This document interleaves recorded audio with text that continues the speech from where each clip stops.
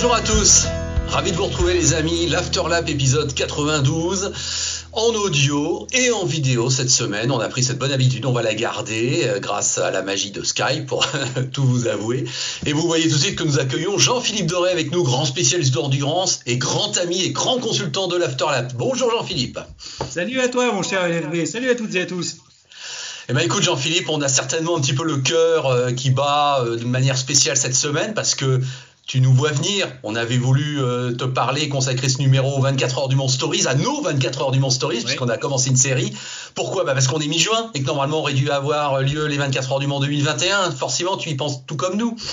Absolument, mais on aurait dû en revenir précisément puisque c'était prévu le week-end dernier. Donc c'est vrai qu'effectivement le pesage en ville, la parade des pilotes, tout ça, ça nous manque un petit peu. Ça nous a manqué encore plus l'année dernière puisque la course était à huis clos. Mais d'après les dernières annonces de la CO, on espère une belle jauge de public. 50 000 donc rapportés sur 10 jours, ça va faire à peu près 5 000 personnes par jour. Donc rendez-vous dans quelques jours pour l'ouverture de la billetterie et je pense que ça va aller assez vite quand même. Oui, ça c'est vrai. C'est vrai que c'était une bonne nouvelle de savoir qu'il y avait 50 000 au global. Ça fait tout de suite effectivement un peu plus important. Ça compense un petit peu, on va dire. Bon. Alors, on a décidé aujourd'hui, Jean-Philippe, de proposer une nouvelle thématique à nos auditeurs. On avait parlé des pilotes qui étaient nés pendant la Seconde Guerre mondiale, tu te souviens, par exemple. Donc à chaque fois, on essaie de trouver un petit quelque chose. Et là, on a pensé aux États-Unis. Les pilotes vainqueurs américains. Et il y en a combien alors ? Alors, 11 ou 12 suivant que l'on tient compte d'un Américain presque naturalisé ou pas. Mais il faut dire que ce futur Américain naturalisé, il va être un petit peu en fil rouge de cet Afterlap aujourd'hui parce que c'est vrai qu'il y a plusieurs pilotes américains vainqueurs des 24 heures du Mans qui doivent leur arriver aux 24 heures du Mans grâce à ce personnage-là, grâce à Luigi Chinetti. Voilà, donc il s'agit bien de lui. Et d'ailleurs, on va commencer par lui, Jean-Philippe, parce qu'on a décidé, bon, c'est pas illogique, de remonter chronologiquement cette liste. Donc des 12, allez, disons 12, vous voyez, des 12. 11 et demi, allez. Voilà, de ces 12 noms dans le panthéon du Mans, mais qui sont donc américains. Alors, effectivement, on commence par Luigi Chinetti. Alors, pourquoi est-ce un cas particulier ? C'est parce que c'est bien quelqu'un qui était italien et qui est devenu américain, c'est ça, Absolument, oui, puisqu'en fait, Luigi Chinetti a gagné ses 2 premières 24 heures du Mans en tant que pilote, en tant que citoyen italien. C'était sur Alfa Romeo en 1932 et 1934. Il est parti aux États-Unis pour la Seconde Guerre mondiale. En 1949, donc c'est la reprise des 24 heures du Mans. Luigi Chinetti est là. Il remporte sa 3e victoire en tant que pilote, qui est aussi la première de Ferrari pour sa première participation. Et à cette époque, la procédure de naturalisation américaine de Luigi Chinetti est en cours, puisqu'il obtiendra finalement la nationalité américaine 9 mois plus tard, en mars 1950. Alors ça, ce sont des informations très précieuses que tu as obtenues, Jean-Philippe, et vraiment merci pour ton expertise aujourd'hui. Et la source justement de ces informations, c'est le propre fils de Luigi Chinetti qui te les a confiées. Absolument, oui, puisque dans le cadre de la préparation de cette Le Mans Story, j'ai contacté Luigi Chinetti Junior, dit Coco, qui était venu au Mans en 2019 pour la célébration du 70e anniversaire de la première victoire de Ferrari, et je l'ai contacté justement pour qu'il me confirme définitivement la naturalisation officielle de Luigi Chinetti, donc Luigi Chinetti père, donc en mars 1950. Donc merci d'abord à Coco Chinetti pour cette précieuse information. Alors, on va partir du principe que peut-être il était encore plus italien qu'américain lors de sa dernière victoire en tant que pilote, mais à partir du moment où il va devenir citoyen américain par la suite, il est forcément considéré comme américain. Donc voilà pourquoi nous l'incluons bien volontiers dans cette liste et nous commençons même par lui. D'autant plus, Jean-Philippe, que l'histoire s'arrête pas là, puisqu'après il devient patron d'équipe et il gagne encore en tant que patron américain. Absolument, puisque ça, on va en parler tout à l'heure, puisqu'il y a un pilote américain dans l'histoire, puisque donc Ferrari, rappelons-le, remporte 9 fois les 24 heures du Mans de 1949 à 1965, et donc la première victoire, 1949, Luigi Chinetti en tant que pilote, et en 1965, pour la 9e et dernière victoire en date de Ferrari au classement général, c'est Luigi Chinetti, patron d'écurie avec sa fameuse écurie NART, North American Racing Team, qui est donc représentante officielle aussi de Ferrari aux États-Unis, puisque Luigi Chinetti a également été un petit peu contre l'avis d'Enzo Ferrari au départ, le premier importateur exclusif de Ferrari aux États-Unis.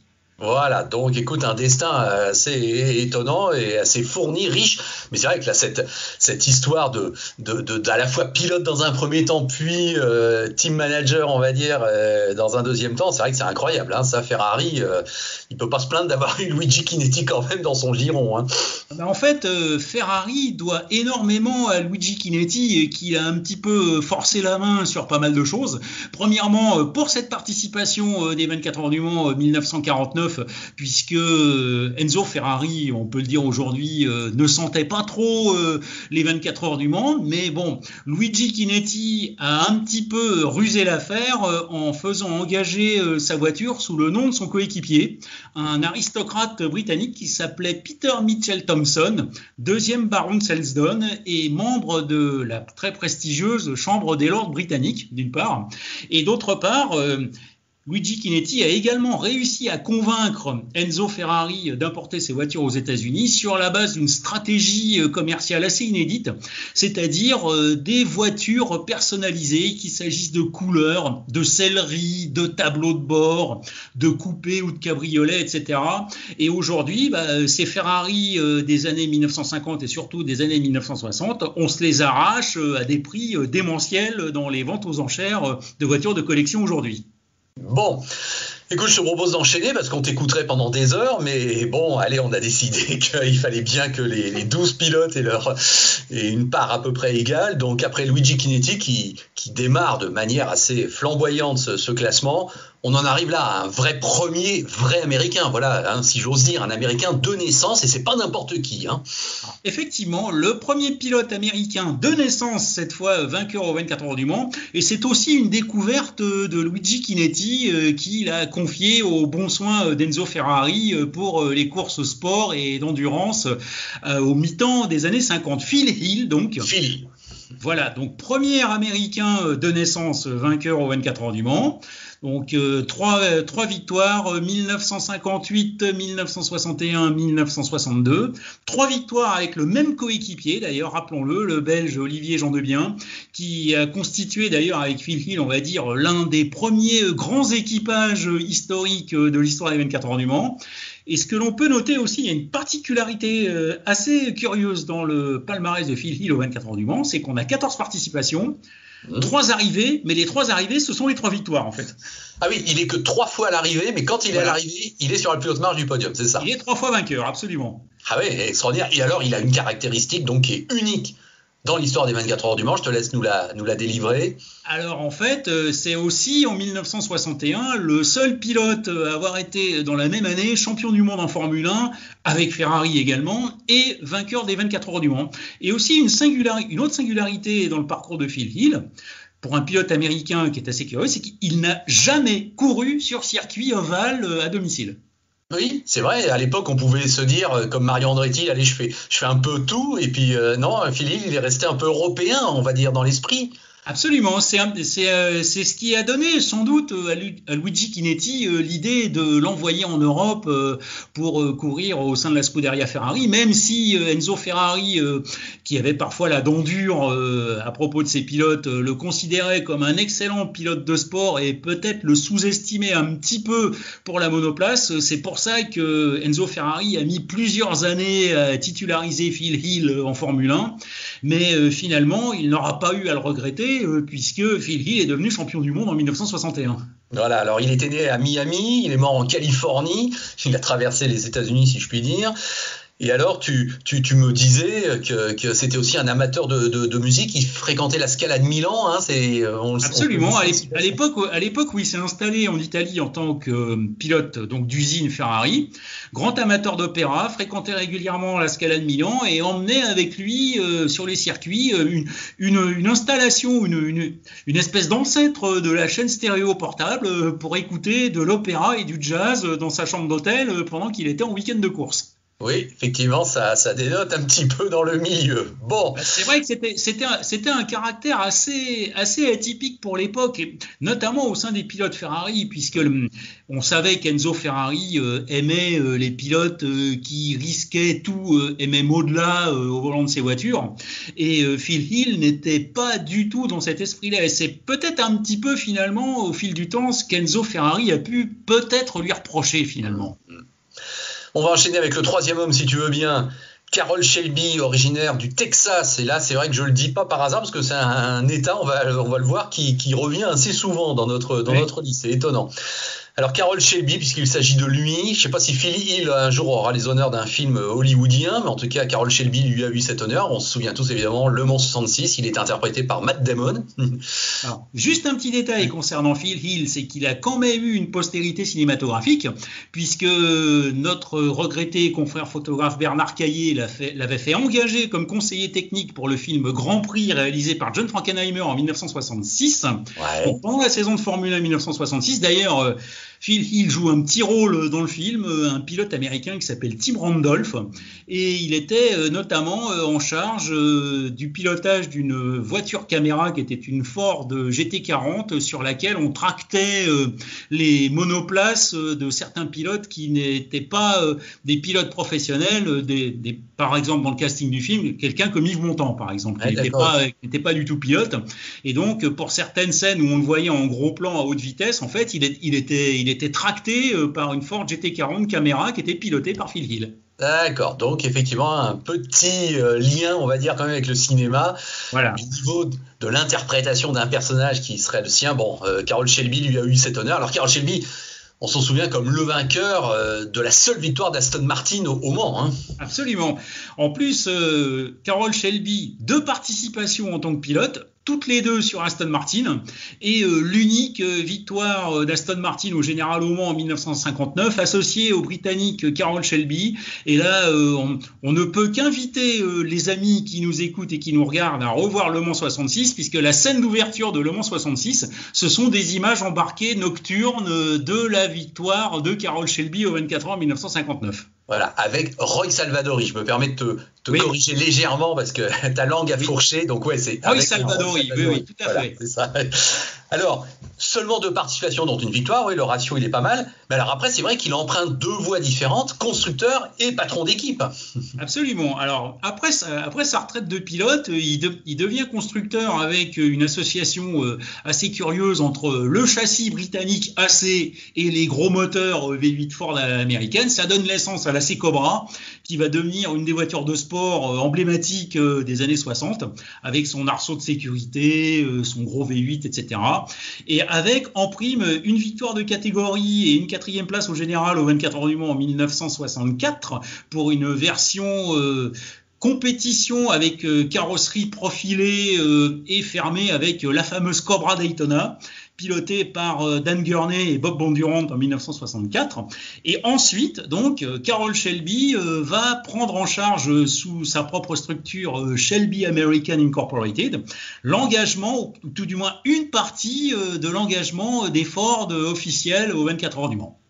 D'accord, donc effectivement, les 2 premières victoires mythiques de Ford au Mans, c'est sous la bannière un petit peu Shelby. Hein. Absolument. Le triplé de 1966, d'une part, avec la victoire du duo néo-zélandais Chris Amon, Bruce McLaren, et l'année suivante, peut-être aussi une petite fierté nationale pour Carroll Shelby, l'équipage 100% américain de 1967 avec Dan Gurney et Jay Foyt.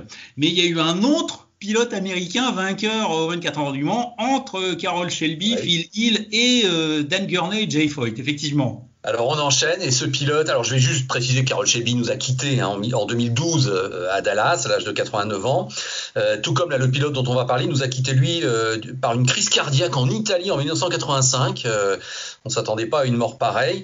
Et moi je l'aime beaucoup parce que je trouve qu'il a pas un look de pilote, c'est Masten Gregory. C'est vrai quand on le revoit, ses lunettes là, c'est étonnant, hein. Ah oui, grosses lunettes et pourtant grosse carrière en voiture de sport puisqu'il compte quand même 16 participations aux 24 heures du Mans, dont 8 sur Ferrari, et il fait partie justement du duo de pilotes qui a offert sa dernière victoire au général à Ferrari en 1965. Donc la Ferrari 250 LM numéro 21 du North American Racing Team partagée avec l'Autrichien Jochen Rindt. La boucle est bouclée avec Luigi Chinetti là, c'est absolument. Ça. Et donc une victoire qu'on n'imaginait même pas, puisque voiture victime de gros soucis techniques en début de course, à tel point que Jochen Rindt estime la cause perdue et qu'il est sur le point de quitter le circuit des 24 heures sans prévenir personne. À un moment donné, Masten Gregory se demande où il est passé, il le cherche et finalement, il finit par le trouver. Il s'est changé, c'est-à-dire qu'il est en civil, il est sur le point de monter dans un taxi pour quitter le circuit. Ah oui, là, incroyable. Là, Masten Gregory lui dit, écoute, c'est pas complètement perdu, on va repartir, etc.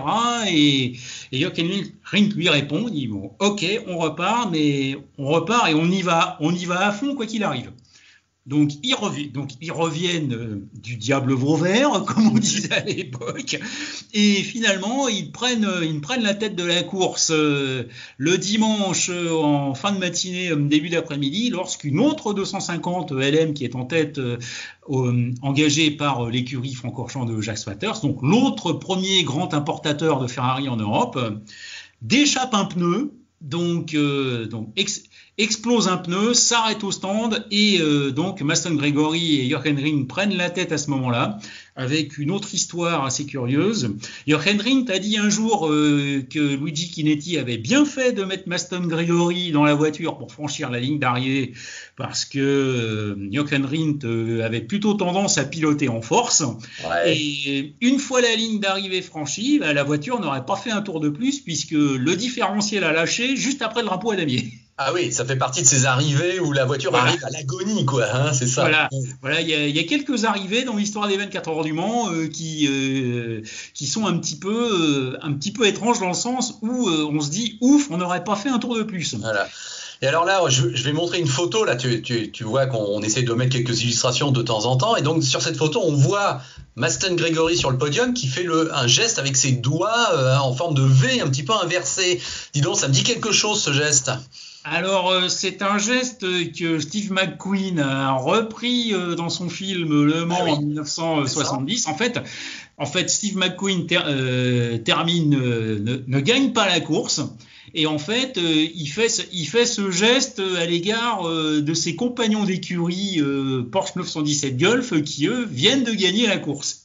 D'accord, c'est ça. Bon, voilà, rendons à César ce qui appartient à César. Après Masten Gregory, donc tu l'as déjà un petit peu dit, mais c'est vrai qu'il faut parler de ces deux grands noms, c'est Dan Gurney et A.J. Foyt, qui sont donc associés par cette fameuse victoire de 2017. Alors allons-y l'un après l'autre. Dan Gurney, nouveau pilote américain qui gagne au Mans. Moi, j'ai envie de lui tisser un petit lien commun avec Carroll Shelby, parce que là aussi, on est dans une personnalité multiforme dans l'histoire du sport automobile. Il a été lui aussi pilote et constructeur. Alors, signaler aussi, pour faire une nouvelle fois un lien avec Luigi Chinetti, c'est grâce à Luigi Chinetti que Dan Gurney a disputé ses premières 24 heures du Mans sur Ferrari. Et il y a aussi effectivement un côté défi patriotique dans le personnage, on va dire. Puisqu'en fait, quand Dan Gurney devient patron d'écurie, il baptise sa structure All American Racers. Mm-hmm.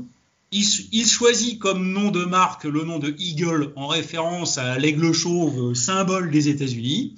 Mmh. Et on peut dire que le patriotisme de Dan Gurney a très largement été récompensé en 1967, en rappelant aussi que son patriotisme l'a même poussé à faire la guerre de Corée. Ah oui. Fils de chanteur d'opéra et ancien combattant de la guerre de Corée. Donc déjà un profil assez inhabituel, oui. Sans parler de sa stature du haut de son 1m93. 1m93. Ah oui, alors ça, disons, je me souvenais pas. D'accord. Oui, c'était un grand gaillard bien bâti et qui donc en 1967, à une semaine d'intervalle, donc il gagne les 24 heures du Mans associé à Jay Foyt. Donc il gagne dans une équipe américaine au volant d'une voiture américaine. Qui porte le numéro 1, c'est même la photo qui illustre notre épisode de la semaine, mon cher Jean-Philippe, que j'ai choisi, voilà. Et la semaine suivante, ça ne s'arrête pas là. Et ça ne s'arrête pas là. La semaine suivante au Grand Prix de Belgique de Formule 1, il devient et reste encore aujourd'hui le seul pilote américain vainqueur en Grand Prix au volant de sa propre voiture. Il gagne un Grand Prix de Formule 1 une semaine après avoir gagné les 24 heures du Mans. Voilà. Et à Spa, sur l'ancien circuit de 14 km, ce qui n'est pas rien, rappelons-le. Non mais t'as vu, non mais t'imagines cette semaine de folie quoi que ça a dû être. Attends, c'est fou quoi. En fait, on peut dire que quand on va parler des Jay Foyt dans quelques instants, on peut dire que ça a été une folle quinzaine à la fois pour l'un et pour l'autre. Oui, je vois ce que tu veux dire. Attends, d'accord. Voilà, on ne va pas en dire plus pour l'instant. C'est vrai. Mais ce qu'on peut dire aussi de Dan Gurney, c'est que 1967, c'était sa dernière participation aux 24 heures du Mans. Donc, il a conclu son parcours en tant que pilote aux 24 heures du Mans par une victoire. Et qu'ensuite, donc, il est devenu constructeur en enrichissant également son palmarès en tant que partenaire de Toyota dans la série d'endurance IMSA aux États-Unis avec deux titres à la clé dans les années 90, qu'il a également signé en Formule 1 l'unique victoire de Porsche en tant que constructeur complet, châssis et moteur. C'était au Grand Prix de France sur le circuit des Essarts en 1962, et qu'il a également été à sa manière un pionnier de la sécurité, puisqu'il a été le premier pilote de monoplace à porter un casque intégral. Oui, effectivement. Dis donc, quel personnage incroyable. Hein. Là, il faut vraiment le reconnaître. Dan Gurney, c'est vraiment la légende à l'état pur. Alors, il était né dans l'état de New York et on sait qu'il nous a quittés très récemment, en 2018, en Californie. Moi, je m'en souviens, à Motors, évidemment, ça nous avait évidemment marqué. Et nous avions monté un petit film spécial. À ce moment-là, je préparais des films archives, pour tout te dire, concernant la CO. Évidemment, on avait ressorti le clip, on va dire, de 1967, bien sûr. Hein. Et à signaler aussi qu'il a également été impliqué via sa structure All American Racers dans la création du prototype Delta Wing, qui avait été le premier allocataire du 56e stand dédié à un prototype innovant. C'était dans le cadre des 24 heures du Mans 2012. D'accord. Alors, son coéquipier, on l'a compris, on en a déjà parlé, c'est A.J. Foyt. Alors, A.J. Foyt, évidemment, on sait tous que c'est un type légendaire avec son palmarès incroyable, puisque donc la fameuse quinzaine dont tu parlais, c'est que lui... Bon, Phil Hill, le seul à avoir gagné la même année Le Mans et un championnat du monde de Formule 1. Mais le seul à avoir gagné Le Mans et Indianapolis la même année, pareil, à 15 jours d'écart, c'est donc A.J. Foyt. Fabuleux. Absolument. À 11 jours d'intervalle, pour être précis. Voilà, c'est ça. Puisqu'en plus, à cette époque, les 500 miles d'Indianapolis avaient lieu le lundi, c'est-à-dire le jour férié, le dernier lundi du mois de mai, qui est dédié aux anciens combattants aux États-Unis. Et que pour des questions de météo, la course avait commencé le mardi et s'était achevé le mercredi. Et donc, dans la foulée de cette victoire, A.J. Foyt est parti au Mans. Il aurait dû venir en 1966, mais ça s'était pas fait suite à un accident qu'il avait eu juste avant les 24 heures. Et donc, A.J. Foyt, Le Mans encore plus insolite, une participation, une victoire. Voilà. Difficile de faire mieux. Oui. Un des rares monsieur 100% des 24 heures. Et A.J. Foyt est d'ailleurs revenu au Mans en 2017 pour le 50e anniversaire de sa victoire. Et on avait été d'ailleurs une petite poignée de journalistes à le rencontrer le vendredi, la veille de la course, en début d'après-midi à l'Hospitality Ford. Et il nous avait expliqué effectivement que comme il avait gagné en 1967, il n'avait pas jugé utile de revenir, mais qu'il était quand même très content de revenir un demi-siècle après. Et j'avais eu l'occasion de l'interviewer quelques années plus tôt à l'occasion du centenaire des 500 miles d'Indianapolis en 2011. Et il m'avait dit qu'en fait, en 1967, sa grande trouille, c'était les arbres blanchis à la chaux en bord de piste, et sur lesquels, en plus, les phares se reflétaient sur la chaux en question. Et il avait dit cette petite phrase: quand je voyais ça en bord de piste, je me disais toujours, si je sors là, je suis vraiment pas bien. Ah oui, effectivement. A.J. Foyt, pilote texan, né à Houston, voilà, encore le Texas à l'honneur, toujours. Surnommé Super Tex aux États-Unis d'ailleurs. Pardon? Surnommé Super Tex aux États-Unis, en référence à ses origines texanes, justement. Voilà.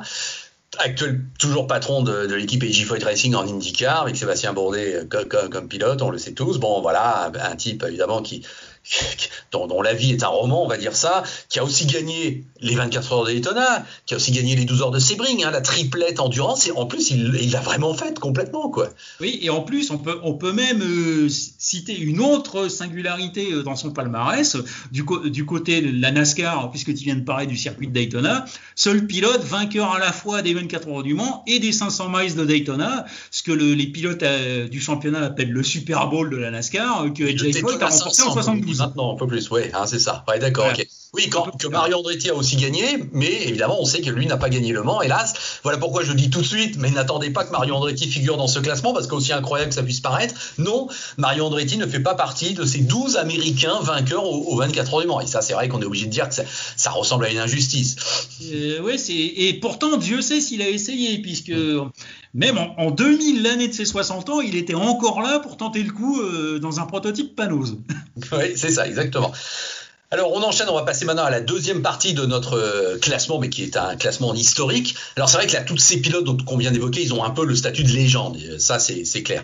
Maintenant on va aborder des pilotes qui sont un peu plus récents, qui sont parfois toujours en vie, et dont on se souvient peut-être un petit peu moins, c'est paradoxal par rapport à leur modernité, mais comme tu nous apportes plein d'infos, Jean-Philippe, je sais qu'il va y en avoir plein, et je te propose d'aller une dizaine d'années en avant, parce qu'il a fallu attendre les années 70 pour enfin avoir un nouveau pilote américain. C'est Hurley Haywood, et qui lui a pas fait semblant parce qu'il a gagné 3 fois. Oui, alors 3 fois au fil de 3 décennies différentes, ce qui dénote incroyable. Aussi d'une certaine longévité. Oui. Donc 14 participations de 1977 à 1994, avec 2 autres singularités. Il gagne dès sa première participation en 77, mais ça tu l'as raconté il n'y a pas très très longtemps dans un afterlap. Qu'on invite les amis qui nous regardent et qui nous écoutent à consulter très rapidement. Merci Jean-Philippe. J'avais intitulé l'épisode le facteur X, parce qu'il faut bien avouer que c'est le fameux épisode où la Porsche de Pescarolo X abandonne très précocement et Jackie X est reversé sur l'autre Porsche, mais qui elle-même est au fond du trou. C'est ça qui est incroyable avec Jürgen Barth et donc Hurley Haywood. Et bon, tout le monde sait que c'est Jackie X qui a porté à bout de bras cet équipage et qui a fait une nuit d'anthologie. D'accord, mais ça n'enlève rien qu'il fallait être aussi présent pour les 2 autres. D'ailleurs, quand on parle à la fois de cette course à Hurley Haywood et à Jackie X, j'ai eu l'occasion de le faire. J'ai malheureusement jamais eu l'occasion de rencontrer Jürgen Barth à ce sujet, mais ils sont tous les 2 d'accord pour dire que cette édition 77, ils auraient jamais dû la gagner en fait. Oui. C'est vrai que c'est légendaire là aussi, c'est une édition légendaire. Mais n'oublions pas Hurley Haywood. Donc il gagne en 77. Il revient en 83. Il gagne en 83, il gagne en 94 pour sa dernière participation, c'est-à-dire qu'il a gagné pour sa première et pour sa dernière, dans des circonstances qui sont en plus un peu insolites. Bon, on vient de parler de ces 24 heures 77 qu'il n'aurait jamais dû gagner. Donc en 1983, il y a un gros problème sur leur Porsche un peu avant l'arrivée. Il y a une portière qui s'envole dans les inaudières.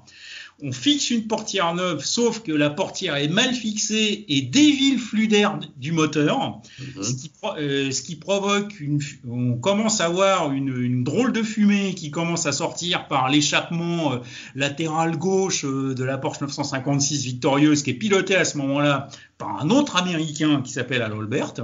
Donc les 2 coéquipiers, Hurley Haywood et Vern Schuppan, ils voient leur voiture faire leur dernier tour à 30 à l'heure et ils se disent ça va pas aller au bout. Et finalement, c'est un petit peu la même histoire que pour Maston Gregory en 1965. La Porsche 956 victorieuse en 83 n'aurait pas fait un tour de plus, d'autant plus que Jackie X et Derek Bell étaient revenus à moins d'un tour à ce moment-là. Ouais, ça fait partie de ces arrivées épiques où on retenait son souffle. Et en 94, donc, il gagne. Et là, je le signale parce qu'il y a un Français dans l'équipage. Ah oui, notre ami Yannick Dalmas, que l'on salue au passage, avec également l'Italien Mauro Baldi sur Dauer Porsche 962 LM, donc, avec aussi une autre singularité, c'est que en fait Hurley et Wood n'aurait pas dû piloter cette voiture-là. À l'origine, il était prévu sur l'autre voiture engagée par l'écurie, mais finalement, il a été associé à Mauro Baldi et Yannick Dalmas pour la simple raison que leur gabarit qui était à peu près similaire, leur gabarit physique qui était à peu près similaire, facilitait les changements de pilote lors des arrêts au stand. Alors lui aussi a remporté la triplette magique Daytona et Sebring. Et Daytona d'ailleurs, c'est lui qui est toujours le recordman de victoire. Hein, Effectivement, il est toujours aujourd'hui co-détenteur du record de victoire aux 24 heures de Daytona qu'il a gagné 5 fois. Et c'est un record qu'il partage avec son compatriote Scott Pruett. Voilà.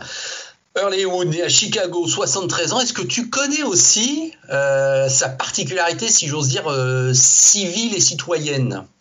Est-ce que tu vois ce que je veux dire? Non, c'est moi qui vais t'apprendre quelque chose.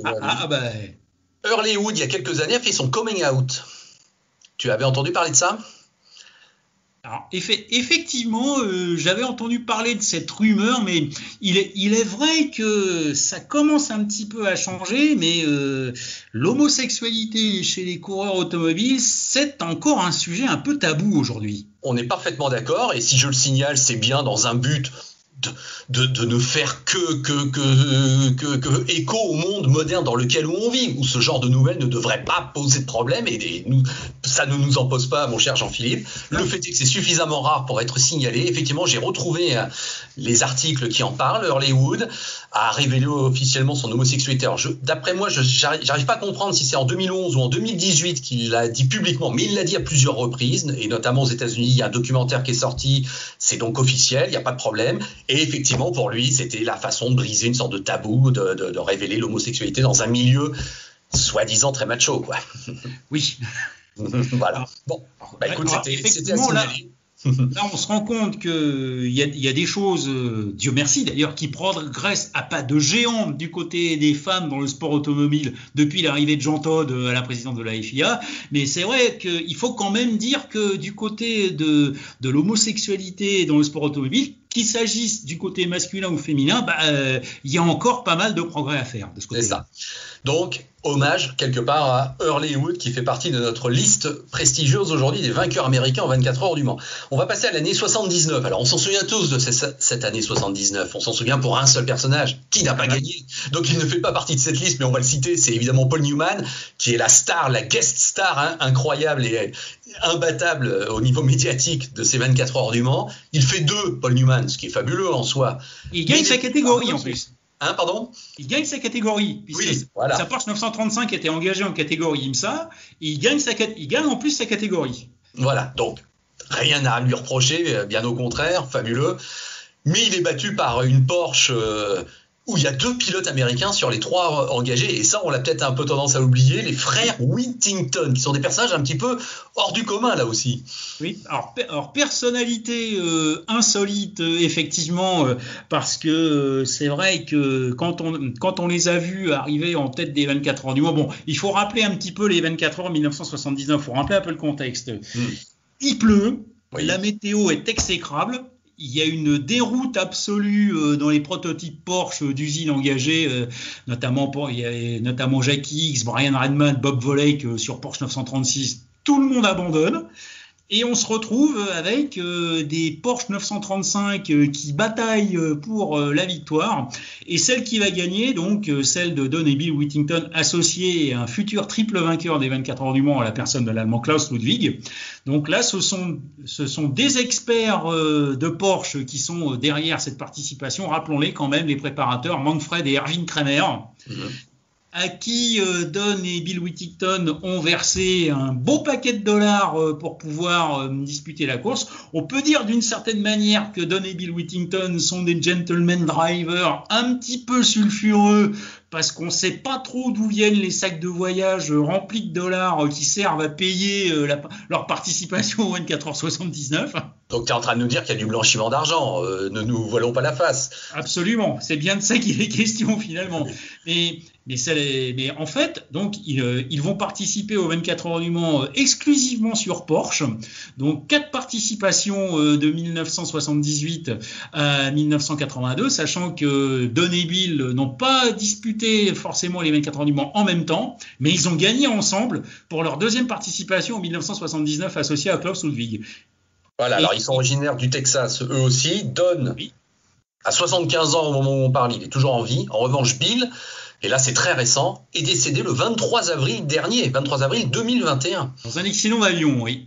Voilà. Alors, signalons aussi qu'il y a eu un troisième frère, Whittington, qui a disputé les 24 heures du Mans, il s'appelait Dale, et qu'il y a eu aussi quelques participations en monoplace du côté des frères Whittington, notamment du côté des 500 miles d'Indianapolis aussi. D'accord. Bon, bah écoute, en tout cas, ils font partie de plein droit de cette liste des vainqueurs américains au Mans, c'est incontestable. Et autant donc Bill Whittington nous a quittés très récemment dans un crash d'avion, et bien Al Olbert, même destin. Lui, il s'est crashé dans son avion le 30 septembre 1988, donc là, c'était pas hier, mais à 41 ans seulement, donc évidemment un choc pour ce pilote qui était né en Pennsylvanie et qui, sur 7 participations seulement, parce que de nos jours, quand tu fais que 7 fois Le Mans, ça semble peu, a gagné 3 fois à l'Albert. Voilà. Avec aussi une petite singularité pour la première participation d'Al Olbert aux 24 heures du Mans, c'était presque 100% français, puisqu'il était chez notre très regretté constructeur Manceau Jean Rondeau, avec les prototypes Inaltera à l'époque. Il avait pour coéquipier Jean-Pierre Beltoise. Et par contre, toutes les autres participations d'Al Olbert aux 24 heures du Mans, c'était sur Porsche. Donc oui, avec 3 victoires, donc on a largement raconté l'arrivée chaotique qu'il a connue en 1983 avec cette Porsche 956 dont le moteur se déglinguait au fil des tours. Et en 1986-1987, il gagne avec un équipage qui reste identique. Donc ça fait partie de ces équipages peut-être moins mythiques que Phil Hill, Olivier Jean-Debien ou encore Jacques X, Derek Bell ou les amis Biela, Christensen, Pirot dans un avenir un petit peu plus récent. Lotterer, Feisler et Tréluyer, moi je vais rajouter. Voilà, aussi. Ouais. Pour eux. Voire maintenant, on pourrait peut-être commencer à rajouter Alonso, enfin Buemi, Nakajima. Bien sûr. Même s'ils ont changé 2 fois de coéquipier, voilà. effectivement. Oui. Mais par contre, effectivement, on ne peut que saluer le magnifique trio de 86-87, puisqu'Al Olbert était associé à Derek Bell, qui raflait pour la circonstance ses 4e et 5e victoires au Mans. Et c'est avec donc Derek Bell et Al Olbert que Hans-Joachim Stuck a signé ses 2 victoires aux 24 heures du Mans. Ah oui, effectivement, sacré trio, ça c'est sûr. Lui aussi a gagné Daytona, tiens, lui aussi a gagné Sebring, tiens, hein, c'est vrai que... Avec aussi certaines responsabilités et un gros palmarès aux États-Unis, puisqu'il était le patron de la compétition de Porsche aux États-Unis, avec notamment un très gros palmarès dans le championnat d'endurance américain IMSA dont on parlait tout à l'heure. Alors, il ne reste plus que 2 noms dans notre liste, et là, je suis sûr que nos auditeurs ne les citeraient pas forcément spontanément, parce que ce ne sont pas les 2 plus connus, il faut être honnête, mais ils ont gagné le droit de faire partie de ce listing, c'est incontestable. Alors, on va commencer par Price Cobb. Là, je crois qu'il est un petit peu oublié, Price Cobb, c'est malheureux, pourtant il a gagné Le Mans sur Jaguar, ça c'est pas rien. Il a quand même participé et contribué au retour victorieux de Jaguar au 24 heures du Mans. Alors, pour ce que j'en ai découvert, Price Cobb est aujourd'hui chef d'entreprise aux États-Unis. Alors au Texas, à Austin, hein, encore une fois le Texas à l'honneur. Encore une fois le Texas, oui. Toujours le Texas, toujours aussi singulier au fil de cette Le Mans Stories. Et donc, Price Cobb, c'est quand même 7 participations aux 24 heures du Mans. Aussi une belle carrière en endurance américaine, puisqu'il a lui aussi gagné les 24 heures de Daytona en tant que pilote d'usine Jaguar, précisément. Et c'est également en tant que pilote d'usine Jaguar qu'il gagne en 1990, associé à John Nielsen et Martin Brundle. Oui, donc, pas mal, effectivement. Donc Price Cobb, qui s'est un peu, lui, alors c'est ce que tu nous dis, retiré du monde du sport automobile, j'ai l'impression, Voilà. un peu quand même. Oui, là, il est parti dans une autre vie, en fait. Voilà. Non sans avoir été, on parlait de la série d'endurance américaine INSA, dont il a été 2 fois vice-champion en 86 et 87, et que sa dernière participation au Mans remonte à 1997, et son dernier top 10 aux 24 heures du Mans, il l'a fait en 1996 sur Dodge Viper. D'accord. Alors on parlait tout à l'heure de Heywood et de ses 3 victoires sur 3 décennies, donc on avait compris que la dernière c'était en 94, alors que là Cobb gagne en 90, donc on en est toujours dans notre liste à la dernière victoire 94. Non, il va y a quand même y en avoir une après, mais à ce jour reste la toute dernière victoire d'un pilote américain au Mans, c'est 1996, donc on est bien d'accord Jean-Philippe, depuis 1996, aucun pilote américain n'est monté sur la plus haute marche du podium aux 24 heures du Mans. Ça commence à faire beaucoup, dis donc. Ça fait beaucoup, oui, effectivement. C'est plus ou moins ce qui a un petit peu inspiré cette Le Mans Story aujourd'hui. La deuxième source d'inspiration étant l'arrivée en tant que constructeur américain indépendant de Jim Glickenhaus en championnat du monde d'endurance et aux 24 heures du Mans dans quelques semaines. Mais c'est vrai qu'effectivement, quand on a commencé un petit peu à réfléchir à ce 3e épisode, eh bien, j'ai fini par m'apercevoir que ça faisait effectivement pile un quart de siècle qu'un pilote américain n'avait pas gagné, tout du moins au général, aux 24 heures du Mans. Voilà, donc il s'agit de Davy Jones.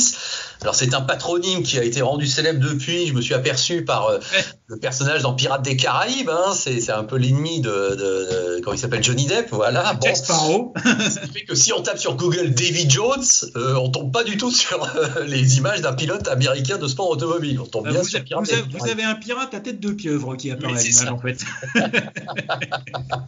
Bon, en tout cas, donc rendons-lui hommage, Davy Jones, qui est né à Chicago, qui est toujours en vie, il vit au Texas, bah tiens, quelle surprise, et qui a 57 ans, a donc gagné en 96. Et il y a un de ses 2 coéquipiers qui est célèbre, hein, disons-le franchement. Ah bah oui, un des rookies célèbres des années 1990 avec ses bottines de 2 couleurs différentes et sa haute stature aussi, puisqu'il n'était pas aussi grand que Dan Gurney, mais bon, Alex Wurz, puisque c'est de lui qu'il s'agit, c'est pas loin d'un petit mètre 85 quand même. Et signalons aussi leur coéquipier allemand, Manuel Reuter, qui signait quant à lui sa 2e victoire aux 24 heures du Mans après celle de 1989 avec notamment Stanley Dickens et Jochen Mass sur Mercedes. Alors c'est une victoire qui est considérée comme une victoire Porsche, même si pour moi, je le dis sincèrement, c'est plus une victoire Tom Walkinshaw. Enfin c'est une TWR Porsche, c'est un montage, c'est ce que je peux appeler un montage mécanique qui fait de Porsche et derrière, mais en fait à la base c'est pas du tout Porsche. C'est plus qu'un montage, hein. C'est une espèce d'hybridation, parce qu'en fait le prototype TWR Porsche WSC qui gagne au Mans en 96, à l'origine, en 1991, c'est une Jaguar XJR14, donc avec un toit sur sa tête, qui n'avait pourtant pas disputé les 24 heures cette année-là. C'est ensuite devenu en 1992 une Mazda. Donc toujours sous l'égide de Tom Walkinshaw, qui était passé de représentant officiel de Jaguar en 91 à celui de Mazda en 92. Et ensuite, qu'est-ce qu'on fait ? On coupe la tête de la Mazda, puisqu'on lui enlève le toit. On lui met un moteur de Porsche 956-962 et ça donne ce prototype TWR qui a gagné non seulement en 96 mais aussi en 1997, donc sous les couleurs de Reinhold Joest, de Joest Racing, et qui ne deviendra prototype d'usine aux 24 heures du Mans qu'en 1998, après que cette TWR Porsche ait quand même battu 2 années de suite les Porsche 911 GT1 d'usine en 96 et 97. Voilà, c'est ça. Vous avez suivi ? Nous non plus.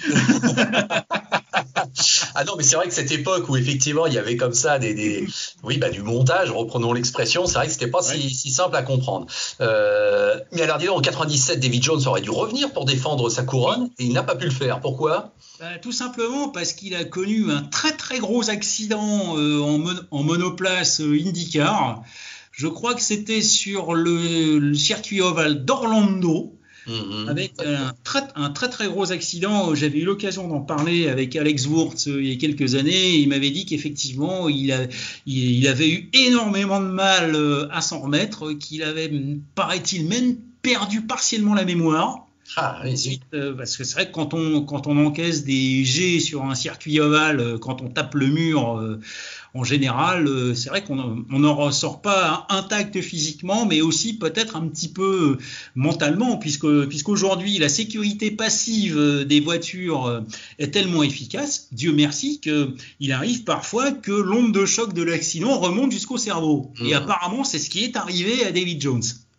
Qui est remplacé en 97 par un certain Tom Christensen. Tiens. Un certain Tom K, oui. Ouais. Qui démarre là sa série.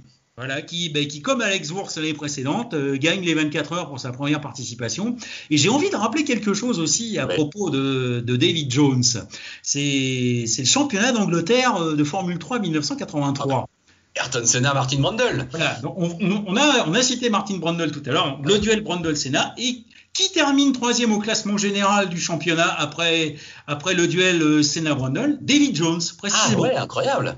Ah donc il était en Europe, jeune pilote apprenti, et il s'est pas complètement mêlé à la bataille, mais enfin on peut lui rendre cet hommage à distance d'avoir été derrière le duo légendaire Senna-Brundle pour le titre F3 britannique. Ah oui, très intéressant. Ok, Sachant aussi que David Jones, comme Price Cobb, ils ont tous les deux en commun d'avoir été pilote d'usine Jaguar fin des années 80, début des années 90, avec également pour David Jones une victoire aux 24 heures de Daytona en 90 et un podium avec Jaguar en 91 avec Michel Ferté et Raoul Bezel. D'accord, super. Bon, bah écoute, voilà, ainsi se termine, puisque donc on l'a bien dit, c'est le dernier américain à avoir gagné Le Mans au classement général, ainsi se termine cet épisode. Alors c'est vrai qu'on avait fait un épisode sur les années qui se terminaient par 1, puisqu'on est en 2021, mais il faut bien avouer, chers amis, que passer comme ça des pays avec leurs vainqueurs au Mans, je crois qu'on a commencé par les États-Unis, mais je pense qu'on pourrait se laisser tenter par d'autres pays assez vite. Ça pourrait faire un bon épisode. Je crois aussi, et quand il sera pilote d'usine Peugeot, on a envie de souhaiter bonne chance à Gustavo Menezes, qui pourrait très bien devenir le prochain Américain vainqueur au Mans. Tu as raison, c'est la question qu'on peut se poser. Quand est-ce que ça va pouvoir repartir cette liste prestigieuse? Gustavo Menezes, c'est vrai que là, spontanément, j'ai envie de le citer, t'as raison. Alors, moi, je n'ai pas d'autres noms qui me viennent à l'esprit pour l'instant, mais je pense qu'il y aura un joli quota de pilotes américains dans l'association Penske-Porsche qui a été annoncée il y a quelques semaines. Ouais, tout à fait. Et quand je vois l'IndyCar actuel, bon, je te dis pas que je vois tous les jeunes pilotes là qui se mettent en évidence, aller en endurance forcément facilement, mais enfin je peux pas croire que ça s'envisage pas aussi à un moment donné, surtout avec cet horizon 2023 où ils ont du centenaire qui motive déjà tout le monde. On ne parle déjà que de ça. Voilà, la planète sport automobile va révolutionner autour du Mans, quoi. En cette année-là, on a appris BMW maintenant qui rejoint une liste qui n'en finit plus de s'allonger. C'est même hallucinant comme on s'y attendait pas à ce point-là, quoi. Même si BMW n'a pas encore annoncé ses intentions concernant les 24 heures du Mans. Pour l'instant, ça ne concerne que l'IMSA aux États-Unis. Oui, c'est ça. Mais je nuance parce que quand j'apprends qu'on s'engage en LMDH, moi, j'en déduis qu'on va quand même au Mans. Mais t'as raison. Oui, voilà. Et bien sûr. A priori, BMW semble vouloir donner la priorité au championnat américain IMSA pour 2023. Donc, on peut imaginer une arrivée de BMW au Mans à l'horizon 2024-2025. Ouais, voilà, peut-être, effectivement, t'as raison. Mais pour revenir aux pilotes américains, je pense que chez Penske, peut-être que quelqu'un comme Joseph Newgarden pourrait se laisser tenter. Tout à fait. Ah oui. Moi, je crois que c'est exactement le nom qui me venait aussi à l'esprit. Jean-Philippe, bien vu. D'autant plus que, comme David Jones, en son temps, Joseph Newgarden a couru en formule de promotion en Europe. Oui, exactement. Je m'en souviens très bien, tout à fait. Je me souviens l'avoir vu courir à Brands Hatch en 2009.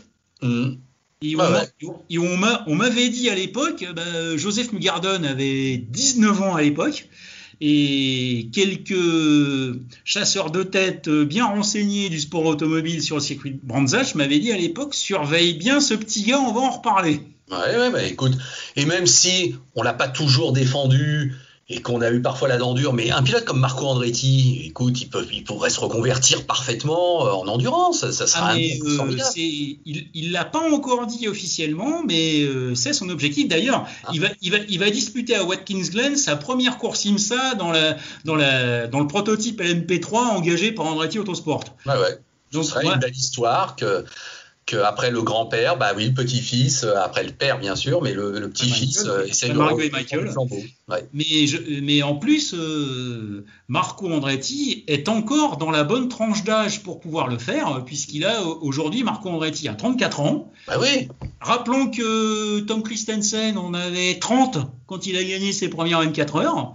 C'était également le cas d'Hurley Wood en 77. Donc, jeune trentenaire vainqueur aux 24 heures du Mans, c'est tout à fait peu. Moi, j'oserais presque parier, compte tenu des liens entretenus avec l'équipe de Michael Andretti, et pourquoi pas Marco Andretti en LMP2 chez United Autosport en 2022. Ouais, tout à fait. Bon. Je prends le pari. Écoutez, vous avez compris qu'on a un petit peu débordé de notre thématique d'origine pour déjà faire une sorte d'analyse globale de l'endurance made in USA, mais ça fait partie du jeu et je suis sûr que vous avez apprécié. On a sorti la boule de cristal pour essayer de voir l'avenir américain en endurance. En fait. Voilà, c'est ça.